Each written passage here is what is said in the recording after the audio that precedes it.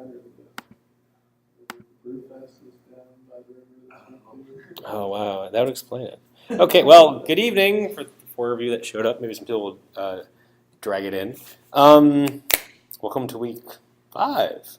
More than halfway done. We're on the beginning our descent into Java Nirvana here at Portland State University. So let's see here. So tonight what I was planning on doing is, first of all, can someone close that door? The dude next door is really loud. I just find it distracting. I wanted to talk a little bit about the Google Web Toolkit project, and then I wanted to do a little bit more coding with you guys. So that'd be something cool and something different. But let's see here. So, well, how about I just dive right into it? First off, any questions? How is the project 3 and the cones coming along? That was okay? 3 was a struggle to get started. Mm-hmm. How so? Is and this thing I asked honestly is did you not have the background information you needed, or was it just you personally, or was hey, it was really nice this weekend, and it was. I think I was just I thought I followed through, like you said, step through it, debug, and see what's happening. And I thought I did, and then so I just started working on it, and I just had no idea where things were going, and so now I do, but it was just, and then just kind of maybe how to plan it was a little unsure. Should we post it as the appointment book as a collection, or the appointments as a collection, or what? I don't know, kind of recommendations on how to store it, basically on the server end. Oh, okay. So that's project 4. How to store? Well, in the REST project, you don't really store them. It just resides in memory, right? Nowhere do you specify a text file. And so maybe this wasn't clear from the assignment, but you don't really write the appointments out anywhere. You just store them there in memory. So it's when your server goes down, everything goes away. That was sort of that was implicit in the assignment. Is that what you meant by storing them? Yeah. Yeah, it is kind of a different concept. We're going from project 3, where it was all about writing stuff out to a file and stuff, to then, you store it on the server. It lives in the server. I didn't really specify what you needed to do to, I didn't specify that you had to, that you had to have your appointment book state outlive the server.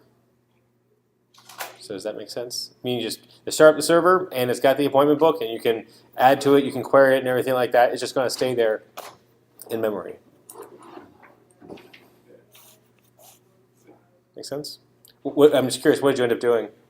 I stored it basically as, I changed it from the set, or the map set, to a tree map, so that I could store multiple appointment books. Ah, right, yeah. And then basically still kept your pairs kind of thing, but tweaked the messages and how it felt. So maybe I'm wrong. Ultimately, if it works, I don't know, it works. I'm not going to complain. I'm trying to think. I mean, how would I?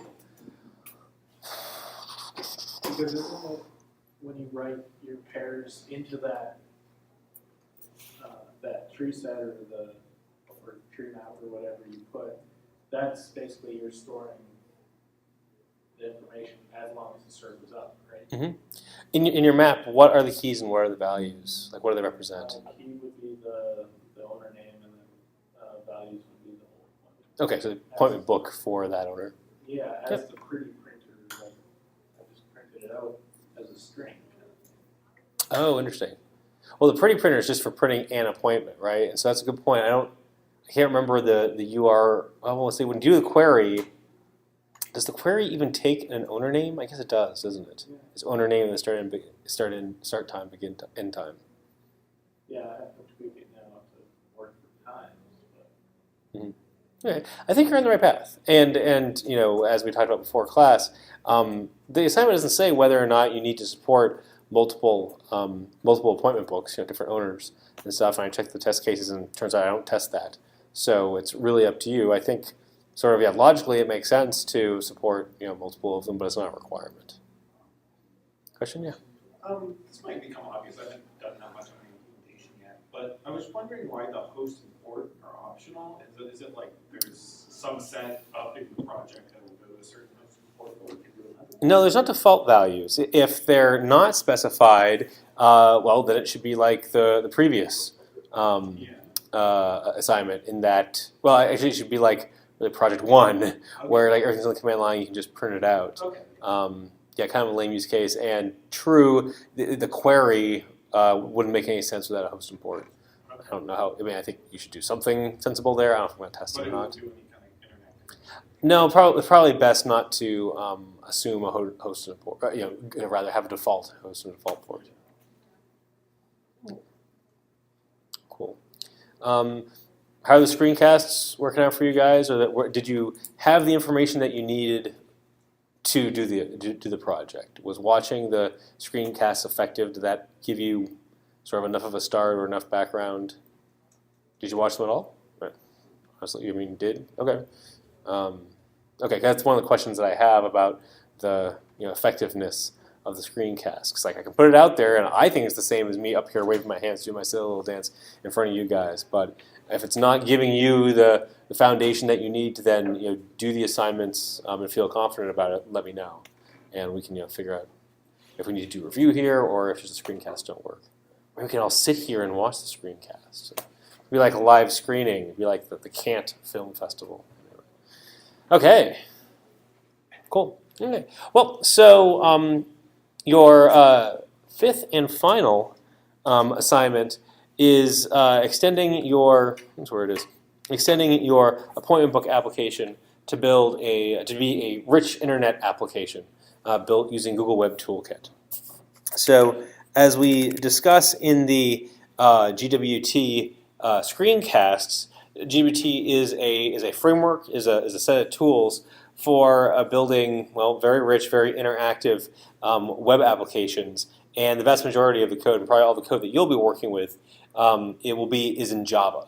So even stuff that runs in the browser is authored in the Java programming language, and the way GWT accomplishes this is with a special Java compiler that instead of compiling down into Java bytecode, compiles down into JavaScript and HTML, web languages.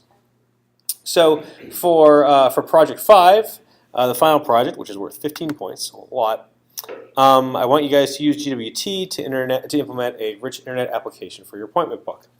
And the reason we're doing this is to give you a chance to, well, first of all, work with a user interface that is more interactive than just the command line.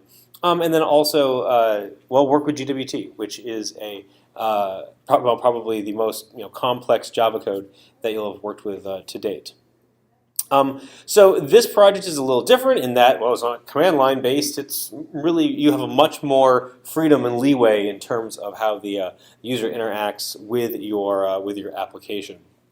So basically what I want you to do is implement a user interface using GWT that does all the stuff that your previous assignments did. So create an appointment book, enter appointments, pretty print, search. You won't exactly have the same client server. There is a client server, but it won't be a REST API. It'll instead be GWT RPC, which is the communication between the GWT client, the JavaScript code that runs in the browser, and then the backend, which is just a servlet with a fancy protocol on top of it.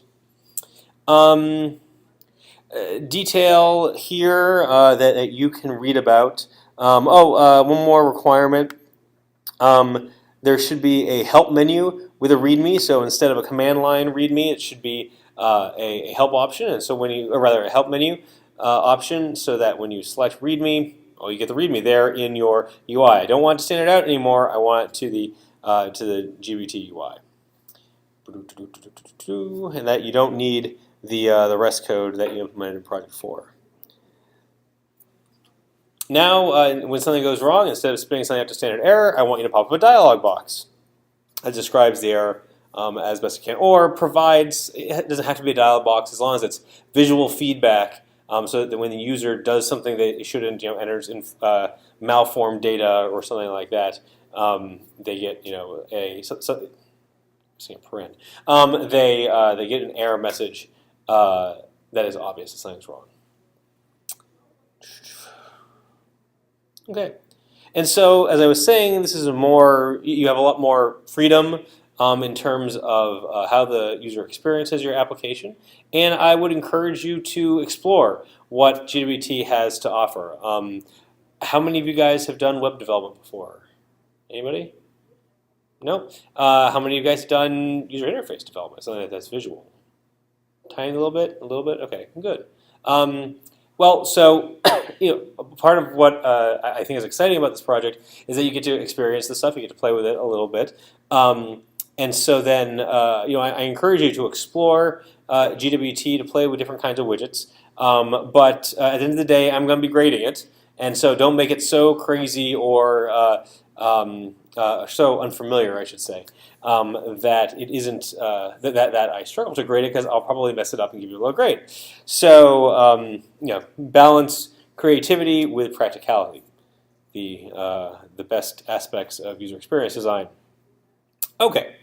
Now, as you'll see when you watch the screencast for GWT, there are lots of pieces, parts, and I think I make the statement in the screencast that instead of learning how to use all the GWT tools and stuff, I want you to focus on your application. So I've set up an archetype that gets you started with GWT. I'm going to walk you through that now. So here in the assignment, I'm just going to do a cut and paste like we have before. Here's a big old Maven archetype generate call, and it doesn't like the fact that I have a greater than symbol in my login ID, and that's fine because it's not what I want anyway. So I'll do what I always do, go fix the tilde, and then I'll replace login ID with my name. I'll run the archetype. Goes off and says, okay, yep, is this the information that you want? Yes, it is. I went and created it. So I'm going to, this is appointment book GWT. I'm going to build my IntelliJ project. And I'm going to open my IntelliJ project. Oops. Oh. So let me reload the project real quick.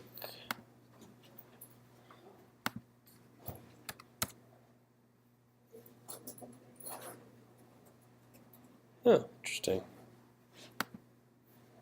Okay, well, I was editing a very similar project before, and so it remembers some state. That's kind of interesting. Well, let's see here. So there's your here is your source code. You've got a bunch of Java code, and we'll spend a couple minutes walking through this. I don't expect, if you haven't had a chance to watch the screencast for GWT, I wouldn't expect this discussion to make too much sense. Although please feel free to ask questions, even if it's just tell me what's going on because I don't understand it. But I'm recording this so that you can go back as you get closer to doing the assignment, and maybe you'll have better context for it. Okay, so GWT, as I said, has a bunch of Java code, some of which, the stuff for the browser for the front end, gets compiled into JavaScript, and then on the back end, well, it's plain old Java, and then a little bit of GWT, fairy magic dust, sprinkled on top of it. I'm going to show you a couple of things from that, and hopefully it'll make sense. So, and when you run GWT, there are you can do what you did in your REST project, which is you build a WAR file and you deploy it, and that's where GWT will compile all the client-side Java into JavaScript, bundle it all in the WAR file, and then you can see your application. Maybe I should just do that first. So here I can say Jetty run WAR.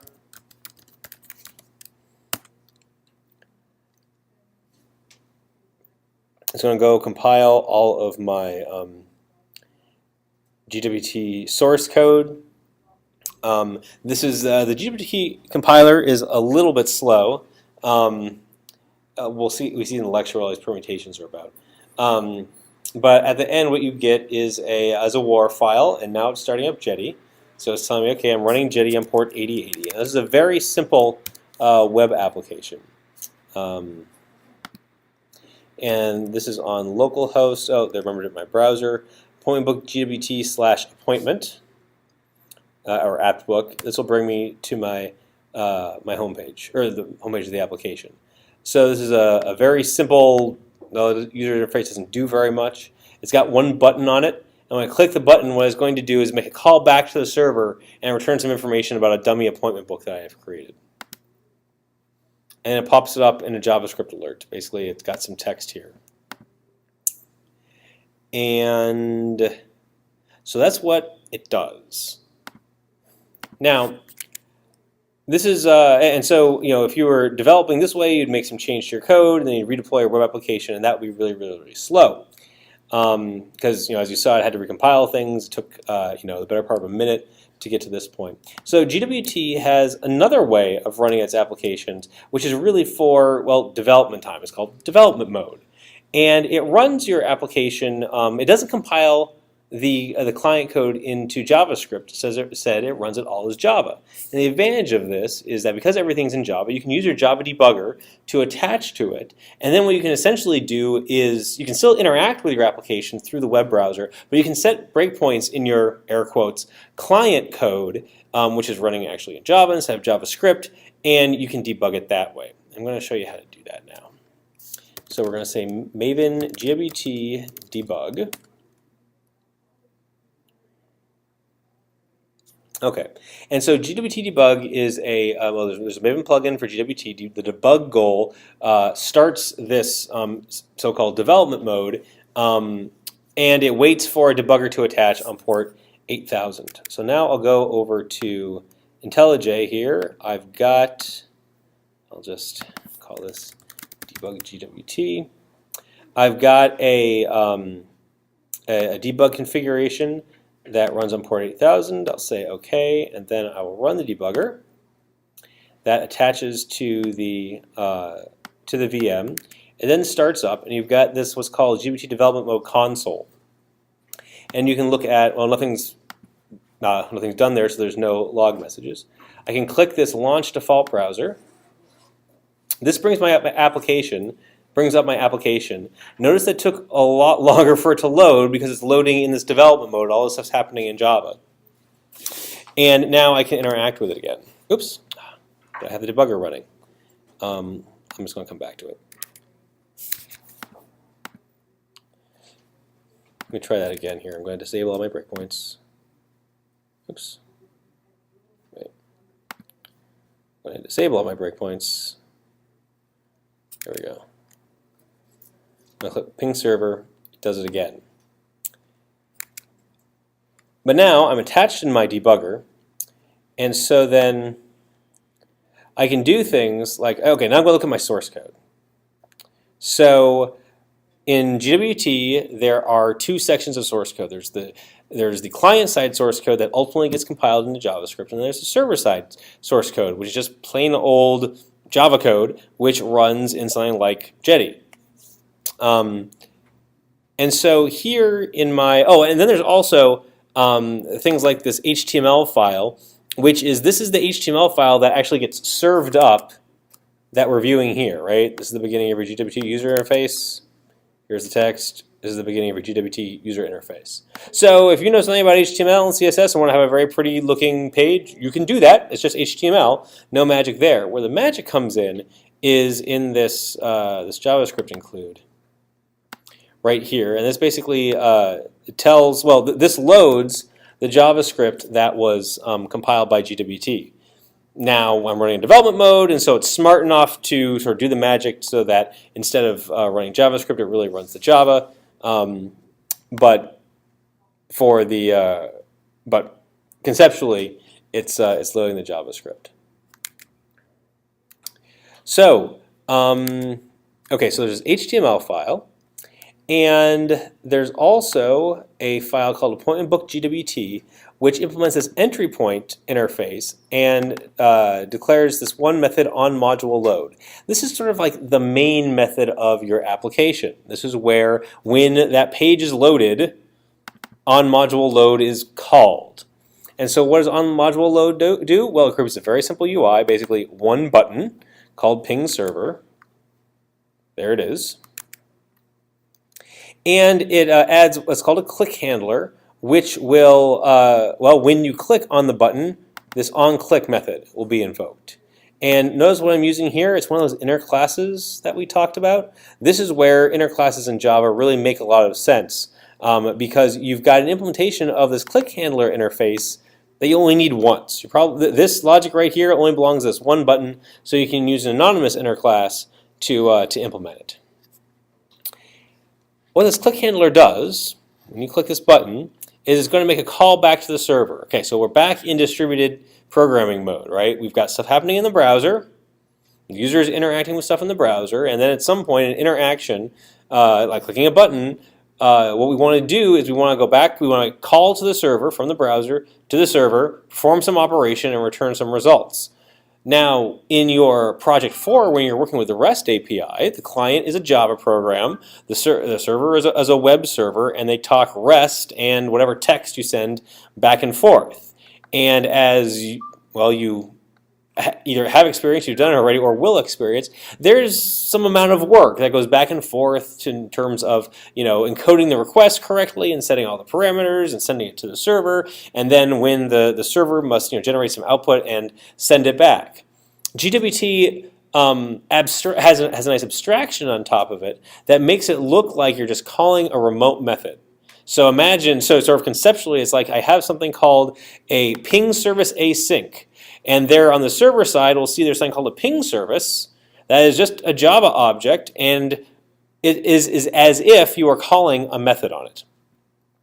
So here in the client, what you do is you use this magical GWT create method to say, hey, from my ping service, which is an interface, let's take a look at that. Ping service is an interface that extends this GWT remote service. It has one method called ping. And this guy is implemented on the server side in a class called ping service impl, right? Implements ping service, and it provides an implementation of the ping method to create a new appointment book, add an appointment to it, and return it. So this is server-side code. Actually, it's a server-side because it extends this remote service servlet, which is the GWT way of saying, hey, this is one of those remote services that can get invoked from the client. So this is server-side code. It's an interface. And what you get when you call GWT create is an object that implements this ping service async interface. And it has a ping method also that returns, well, that contains, that has an argument of type async callback of abstract appointment book. So this async, so here's something about the way GWT works.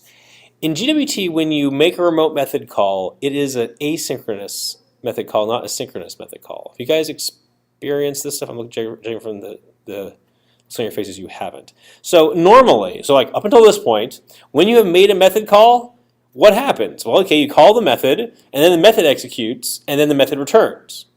And then you keep moving on. Well, asynchronous methods aren't like that. It's more like dropping a letter in a mailbox, and then at some point you'll get a return back.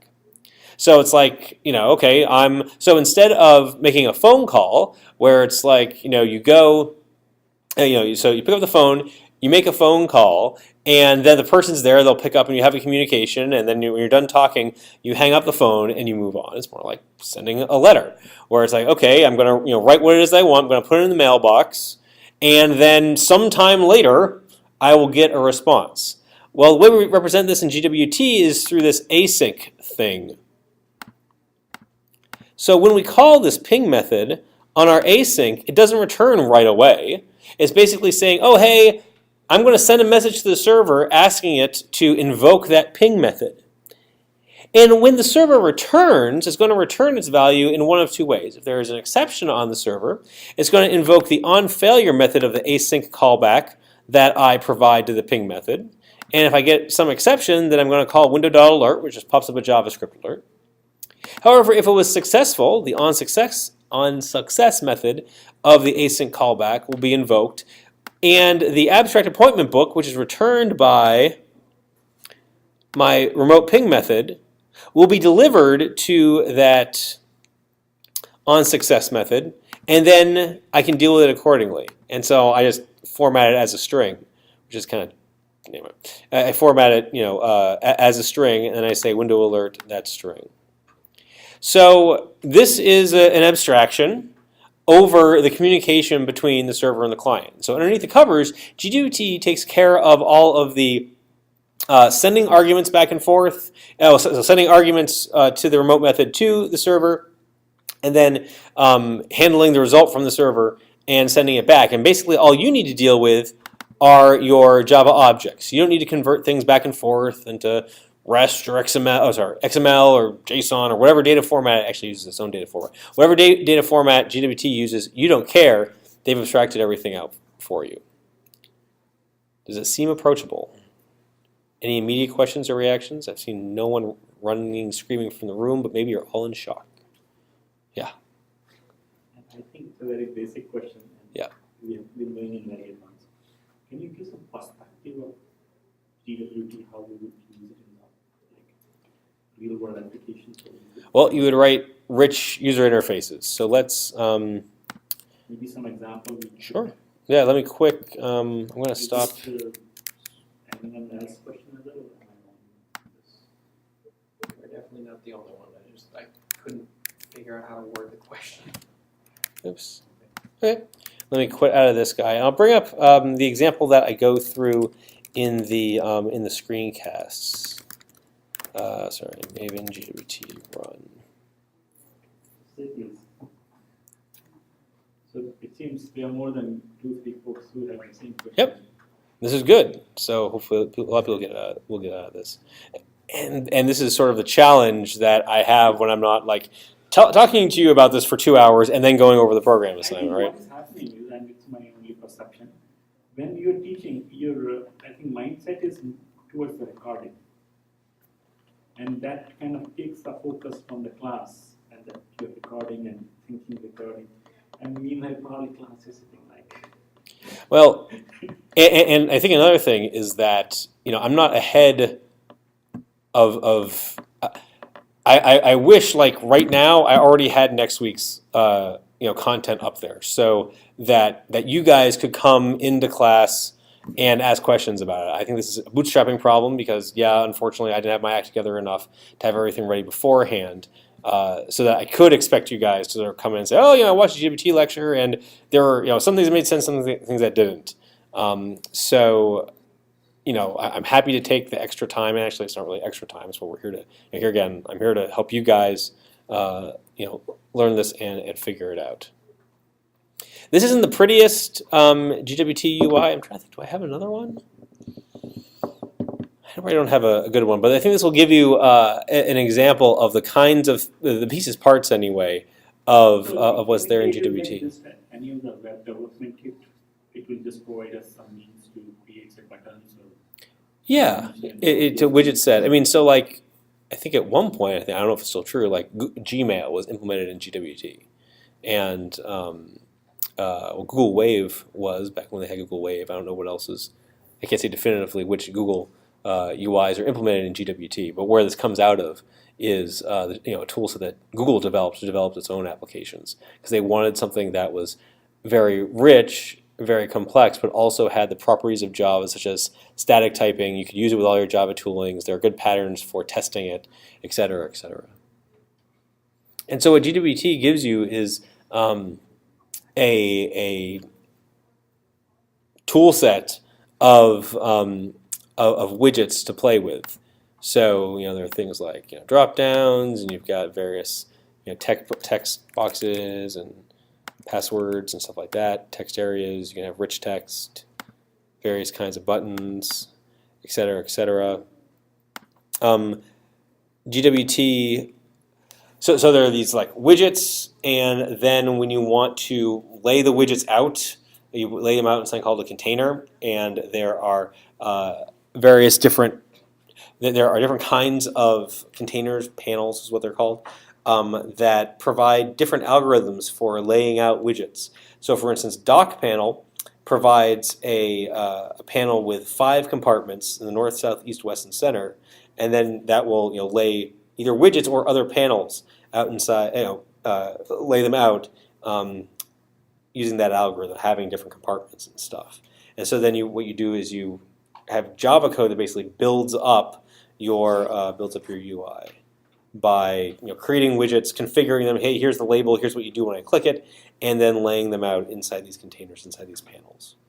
And so positioning, that's all you have to kind of know, or is there like a little user interface that you can like drag and drop? There are such things. I don't know what IntelliJ has. At one point, I know Eclipse had a GWT authoring tool at some point. There's sort of two schools of thought on that. Do you want to have like a very fixed UI, or do you want to have something that will expand and contract with your screen, with your device? So I would recommend learning about and using these built-in panels, these built-in layouts, so that you can experience using them, so you can understand the algorithm. Because if you are writing, if you want your UI to be look good both on a laptop and a big display and a phone, you can't have just like absolute positioning and stuff. You got to figure out how things flow. Reminds me a lot of Swing, but Swing probably you can't use on like internet applications. Very, very good observation. It's heavily influenced by Swing, and if you've done any Swing or AWT programming, I think a lot of the concepts are very similar in terms. The APIs look very similar. You can you Swing code is Java code, and so if you're running an applet or the Java plugin or whatever, yes, you can run it inside a browser. But the nice thing about GWT is that it speaks the browser's language. It's HTML, it's CSS, it's JavaScript, and so there's not like a plugin that you install to run it. Actually, well, there's a plugin to install to work with dev mode, but like when you deploy it, no, it's just HTML and JavaScript and CSS. It's what the browser expects. And because the Java code is compiled down into JavaScript, the compiler, the GWT compiler, can generate really, really, really efficient, compact JavaScript, probably better than anything that you could hand code or would want to hand code, because it would get really ugly otherwise. Okay, good. This is new concepts, and I don't expect you guys to be experts in HTML, and I would hope that at least through your own usage of the web and just natural curiosity about it, you'll have some understanding of how all of this stuff works. But really, what I hope you learn through this is not only some good Java stuff, but also how GWT is used to develop web applications. Yeah? Is there anything that runs on the client side at all in this? Is it just a vanilla browser that's interpreting JavaScript that I would assume is being generated by the container? Or in web mode, yes. So once you've gone and compiled it and everything, it compiles it down to HTML and CSS and JavaScript. Okay. That gets downloaded to the browser just like any web application would. On the back end, it's Java, and there's this GWT RPC, which provides that remote method call to go back and forth, to send data back and forth. From the generated JavaScript. Right, from the generated to JavaScript. Execute these kind of remote calls back to the server. Yep. Okay. Wow. So let's return to our other example, the one that you got from the Maven archetype. Are you ever supposed to even see the JavaScript? You can, and actually they have different ways of, there are different compiler flags so that you can get like super compact unreadable JavaScript or stuff that is mildly readable. But you're not supposed to mess with it. It's generated code. It's like looking at the bytecode, right? I mean, you can help understand what it does, and certainly if you think something is going screwy, you can sort of get in there and debug it using JavaScript debugging tools. But no, I mean, it's really supposed to be an abstraction over it, and the GWT is mature enough now that there aren't bugs there. Okay.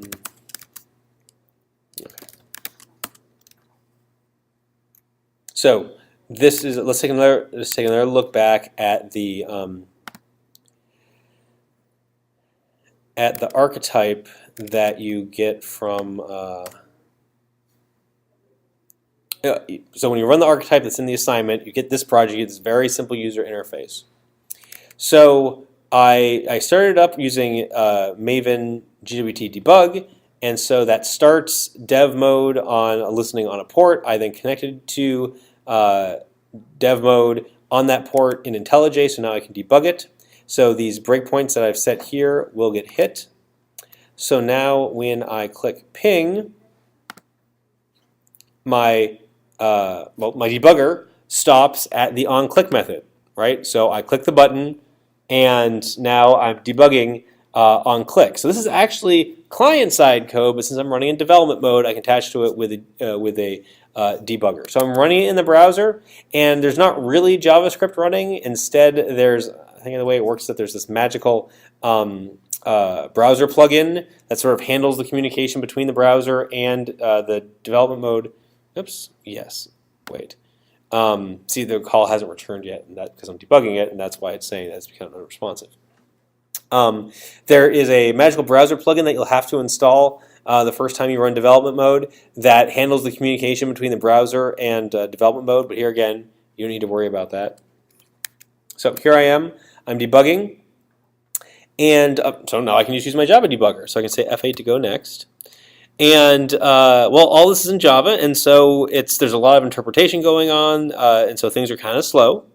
Boy, it's called GWT create. It's taking forever. But what this is doing is it's creating an instance of ping service async, which knows how to go talk back to the server and implement this ping method. So actually, if we go and look at our async object, it's actually an instance of this ping service underbar proxy. Okay, whatever. And it's probably not all that interesting. It's got all sorts of implementation-y stuff like the URL and stuff like that. But now I can, now I'm going to call the ping method with this async callback. So I'm going to call it.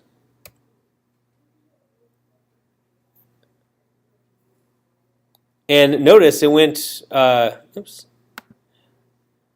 So I call the method, and it simply, I guess, stepped out of the block right there.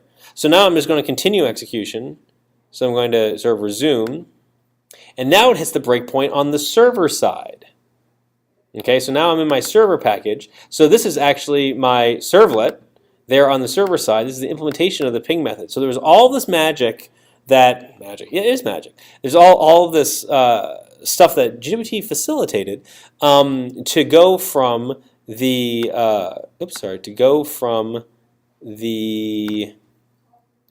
remote method call to ping to finally to the server side.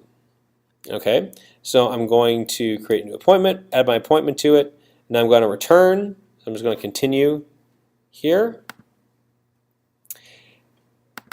And now the onSuccess method of my async callback is being invoked because my call to the remote method was successful. And what it returns is, well, an appointment book that we can look at here.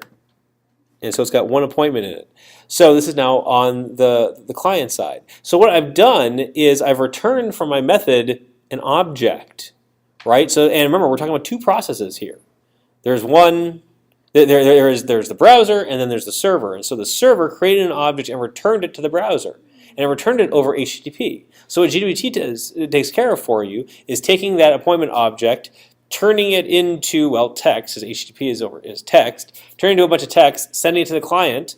The GWT client-side code, all of the framework, what it does is it then takes that text, turns it into really a JavaScript object, and delivers it to your onSuccess method.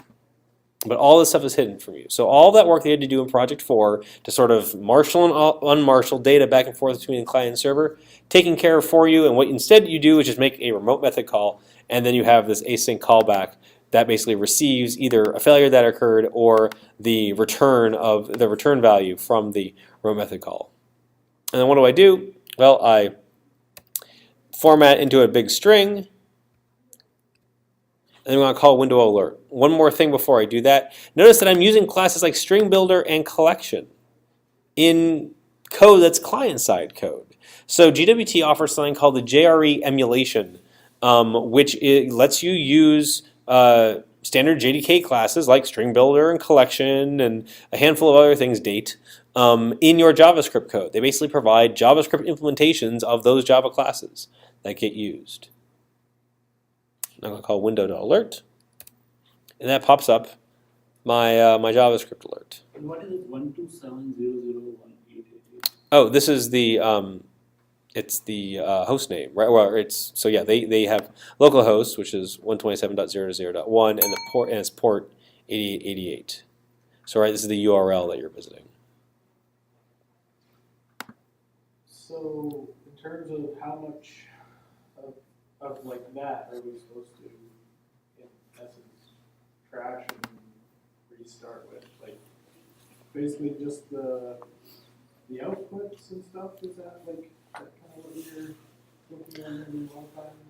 This gets so I provide this to you to give you a starting point for, well, building up your UI. So right now I have a very simple UI. I have one button. So add code to build the UI that you want. So you'll have probably, well, I hope you have multiple widgets, right? Unless you're designing an Apple product and you just have one. No. So you'd have multiple widgets for, well, getting whatever information you need to get from the user and then displaying what information you want to get back. And then I would expect that you would modify your, well, you won't want a ping service. You want some service that works on your appointment book, right? And so to perform operations like add a new appointment and, I don't know, go get the pretty print or something like that. Right. So this is basically to give you a couple little examples of how to do GWT RPC. Sorry, we're on a GWT RPC, and then how to very simply lay out widgets, create and lay out widgets. One more thing about the JRE emulation classes.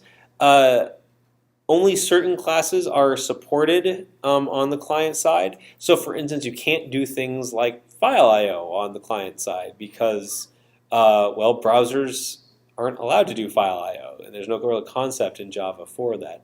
So you might get, when you go to compile your Java code, you might get errors from the GWT compiler saying, hey, you can't use this class, and that's why. Only certain classes from the JDK are supported in JavaScript.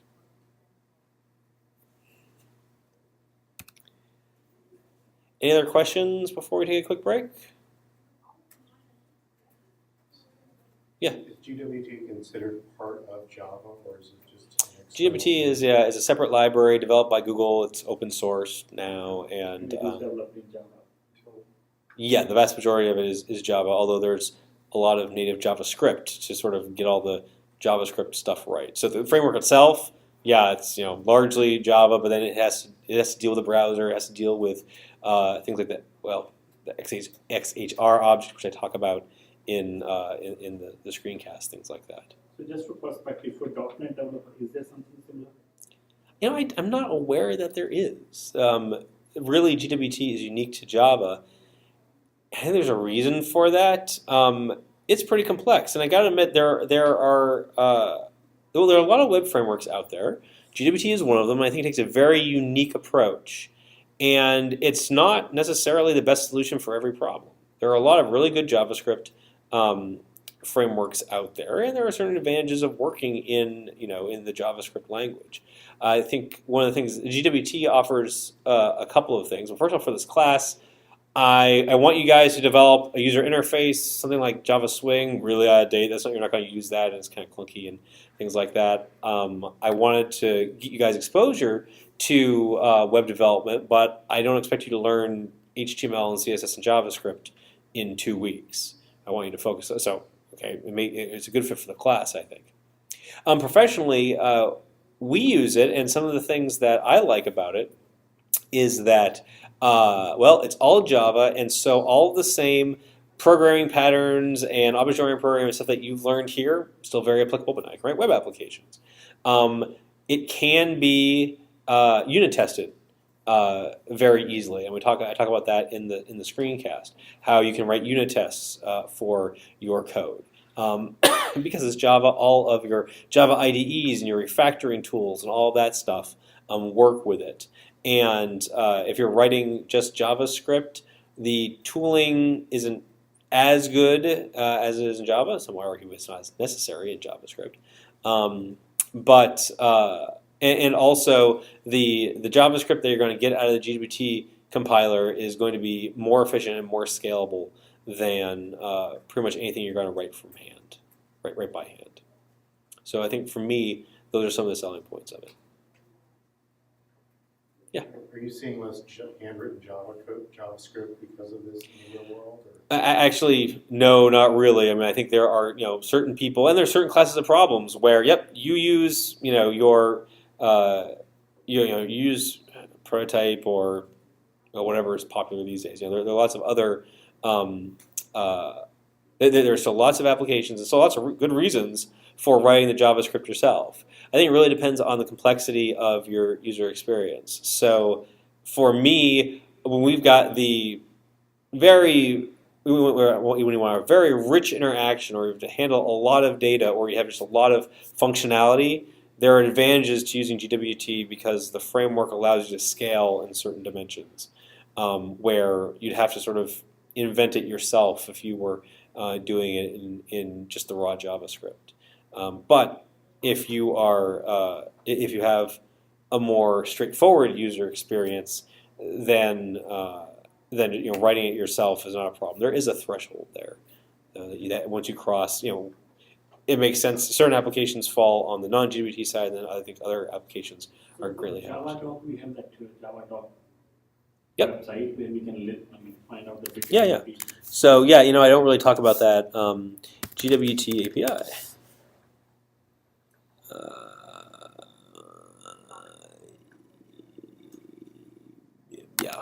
Whatever. Oh wait, API library is something else.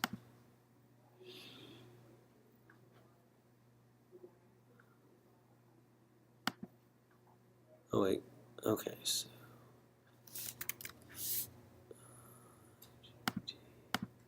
Class API. There you go. Browsers to GPT. Yes, so you've got Javadocs, and so for instance, they've added some new stuff. You probably want like core client. Oh wait, no, we want user client. Sorry, GWT user client. There's a lot there, right? But I guess here again, you've got something like Javadoc to. So for Java developers, this is very client UI. There you go. Is very familiar. Oops, come on, babies. There we go. So now you can look at. Oh boy, is that really small? It's sort of variable. Classes like button, right? And you can look at various submit button. Anyway, but yeah, and then you've got methods. So you've got constructors, and you've got methods that you can then navigate to and work with. So yeah, so because it's Java, they've got Javadoc that they can extract from it. Okay, so this is your last assignment. It's due the last day of class, which is August 14th, which isn't nearly as far away as it sounds. Yeah. Anyway, any questions on that? Any more questions on that? Let me know how it goes. Like with all projects, I suggest that you get a healthy head start on it because the complexity just keeps increasing with every assignment. This is the most complex yet. And I think also the best opportunity for learning. Okay, well, let's take a little bit of a break. Let's take 10 minutes, get back at 7 o'clock, and we'll do the coding dojo. We'll do some katas. We'll talk about some stuff.